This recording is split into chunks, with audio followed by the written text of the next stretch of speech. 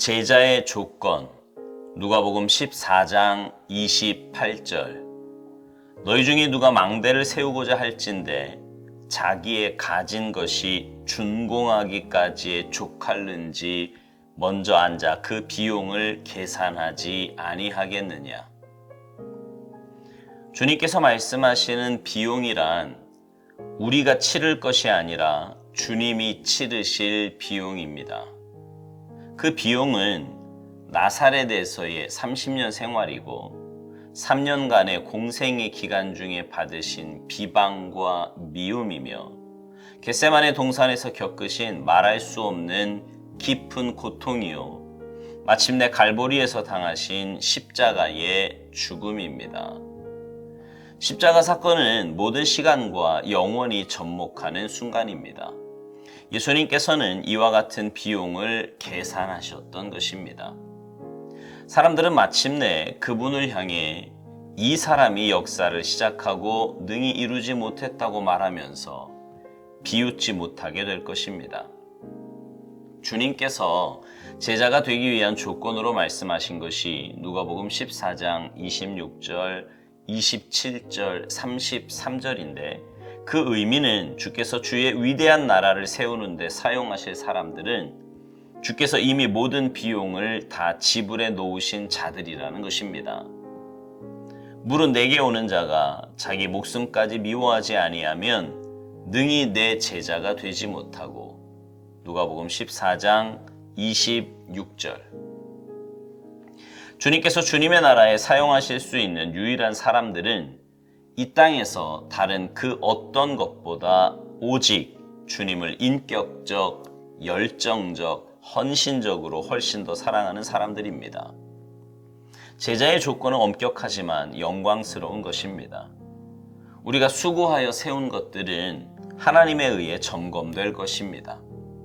하나님께서 주의 시험하는 불로 당신의 공력을 점검하실 때 혹시 주님의 기초 위에 당신 자신의 나라를 세운 것으로 드러나지는 않습니까?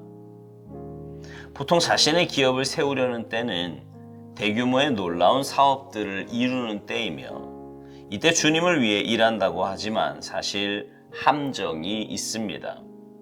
엄밀하게 말하자면 우리는 하나님을 위해 결코 아무 일도 할 수 없습니다. 위대한 건축가이신 예수님께서 그분의 나라를 세우기 위해 우리를 취하실 뿐입니다. 온전히 주님의 사업이기에 그 누구도 자신이 어디에 있어야 한다고 주장할 권리가 없습니다.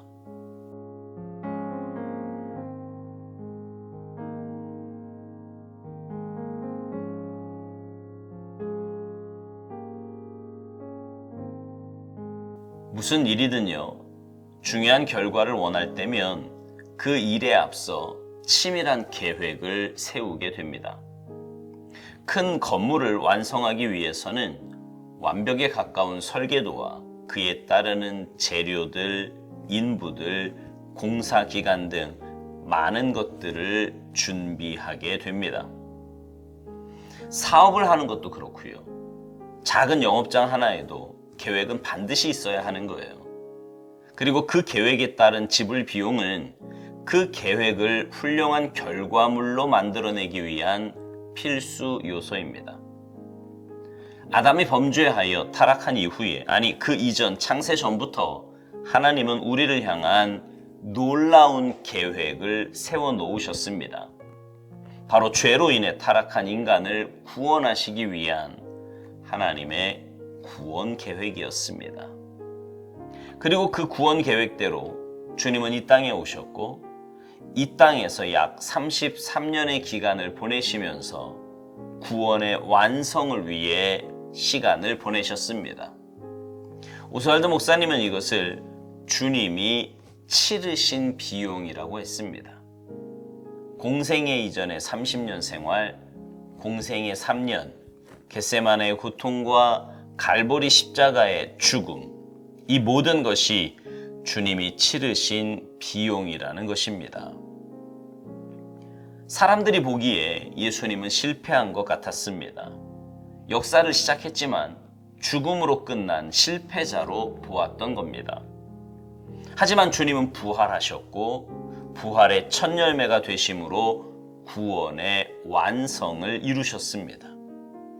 이제 그 누구도 예수님을 향해 실패자라고 감히 말할 수 없습니다. 그분은 십자가의 보혈로 완벽한 죄값을 치르셨고 부활을 통해 영원한 생명으로의 길을 열어 놓으셨습니다. 이제 우리가 해야 할 일은 주님의 제자가 되어서 주님의 나라를 확장하는 것입니다. 그런데 주님의 제자는 따로 지불할 비용이 없습니다. 왜냐하면 주님이 이미 완벽하게 모든 것을 다 지불해 주셨기 때문입니다. 우리가 해야 할 일은 단 하나, 주님을 사랑하는 겁니다. 오스왈드 목사님은 주님의 제자가 되는 자격에 대해서 이렇게 말합니다. 주님께서 주님의 나라에 사용하실 수 있는 유일한 사람들은 이 땅에서 다른 그 어떠한 것보다 오직 주님을 인격적, 열정적, 헌신적으로 훨씬 더 사랑하는 사람들이라고요. 그러니까 주님께 쓰임받는 주님의 제자의 조건은 열렬히 사랑하면 된다는 겁니다. 주님만 사랑하면 모든 비용을 다 지불하신 주님께서 우리의 모든 사역과 삶을 책임져 주시고 가장 선한 열매들을 맺게 하실 것입니다. 제자의 조건이 엄격하지만 영광스러운 것이라고 오스왈드 목사님은 말합니다. 주님을 사랑한다는 것이 엄격하다고 표현을 해요. 여기 엄격하다는 것은요, 영어로 stun이라고 하는 단어인데요. 놀랍고 기이함, 초월하고 존엄함이라는 의미를 가지고 있습니다. 그러니까 주님의 제자가 주님을 사랑한다는 것은 참 놀랍고 기이한 일이라는 거지요.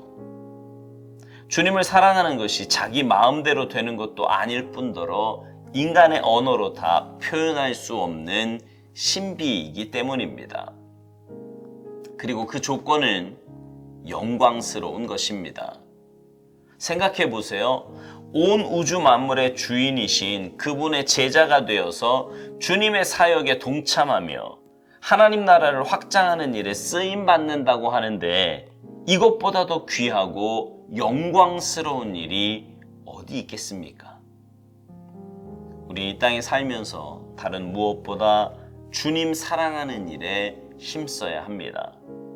주님과의 관계가 우리의 삶의 최우선순위가 되어야 한다 이 말입니다. 그러면 주님께서 우리를 통해 귀한 일들을 이루어 가실 것입니다. 우리로 하여금 주님의 귀한 사역에 동참하여 감당하게 하실 것입니다. 그렇게 우리가 수고하여 세운 일들은 하나님에 의해 점검될 것이라고 오스왈드 목사님은 말합니다. 여기서 점검하는 것은 내가 하나님의 일을 빙자하여 나를 위한 내 일을 하는 것인지 아니면 정말 하나님의 일을 한 것인지를 가리시겠다는 말입니다. 우리는 종종 주님의 일을 한다고 하면서 내 이름을 내고 싶어 할 때가 있습니다. 하나님께만 가야 할 영광을 내가 가로채고 싶어 할 때도 있습니다. 하나님의 일을 하면서 자기의 유익을 취하고 싶어 할 때도 있습니다. 이 모든 일은 하나님의 일을 하는 것이 아니라 나를 위해 내 일을 한 것입니다. 물론 하나님은 그런 일들을 통해서도 당신의 역사를 써내려 가실 것입니다. 그러나 정작 그 일을 한 당사자는 하나님과 아무 상관도 없는 일을 한 거예요. 하나님의 일은 하나님께서 하십니다. 그래서 오스왈드 목사님은 엄밀하게 말해서 우리는 하나님을 위해 결코 아무 일도 할 수 없다고 말합니다. 여러분 그렇지 않습니까? 하나님은 전능하신 분이시고요. 온 우주의 주인이신데 우리가 감히 하나님을 위해 무슨 일을 해드릴 수가 있겠습니까? 하나님은 인간의 도움, 물질, 수고, 노력 이러한 것들이 필요하신 분이 아니십니다. 그럼에도 우리를 사용하시는 것은 오스왈드 목사님 표현대로 주님께서 그분의 나라를 세우기 위해 우리를 취하시는 것뿐입니다. 그리고 그것은 우리에게 가장 복된 일이고 가장 감사한 일입니다.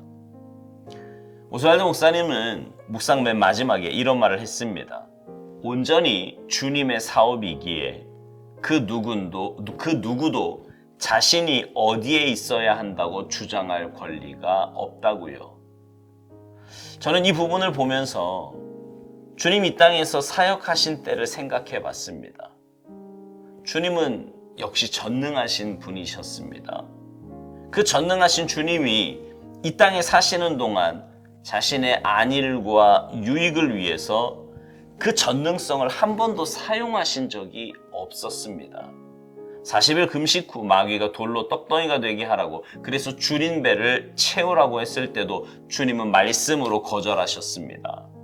이스라엘의 변화무쌍한 날씨 가운데서 분명 추위와 더위를 견디셔야 했을 텐데 성경 어디에도 주님이 날씨를 마음대로 바꾸셨다는 말이 없습니다.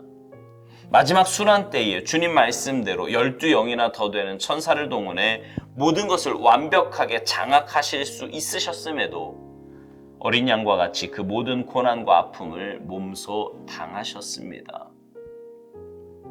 주님이 그렇게 자신의 자리에서 자신에게 주어진 사명을 감당하셨기에 우리도 그렇게 해야 하는 것입니다. 어디에 있던 어떤 일이 주어졌던 하나님께서 내게 주신 주님의 일이라면 우리는 주님 그러셨듯이 묵묵히 순종하며 그 길을 가야 하는 것입니다. 우리는 주님 가신 그 길을 따라가는 주님의 제자들입니다. 주님 친히 보여주셨던 그 모범대로 우리도 그렇게 살아서 주님께 온전히 붙잡힌 바 되어 주님의 나라를 확장하며 주님의 몸된 교회를 든든하게 세워가며 영혼 구원과 열방 회복에 귀하게 쓰임받는 복된 삶이 모두 되시기를 주님의 이름으로 축복합니다. 아멘.